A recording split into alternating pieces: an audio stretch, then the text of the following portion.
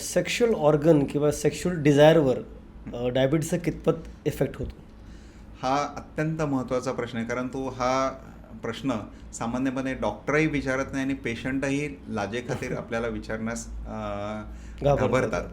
आणि हा जर बघितलं तर बऱ्याच लोकांमध्ये सगळ्यात महत्त्वाचं लक्षण असतं तर लैंगिक ताठरता न येणं हे सगळ्यात महत्त्वाचं लक्षण असतं. आणि त्याचं कारण जर बघितलं तर मगाशी मी तुम्हाला सांगितलं की रक्तवाहिन्यांचा आजार हा आपल्याला मधुमेहांमध्ये दिसून येतं. आणि आपल्या लिंगासाठी ताठरतेसाठी सगळ्यात महत्त्वाचं असतं ते रक्तपुरवठा सुरळीत होणं. सुरळीत असणं हे महत्त्वाचं असतं.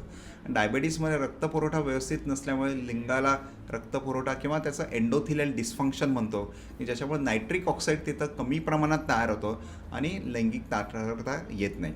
आणि हा आजार फक्त पुरुषांमध्ये दिसून येत नाही, हा स्त्रियांमध्ये पण दिसून येतो की ज्यांच्यामध्ये त्यांची सेक्शुअल भावना त्यांची कमी होते आणि त्यांच्यामध्ये वारंवार युरिन इन्फेक्शन होतं, व्हजायनल इन्फेक्शन्स होतात.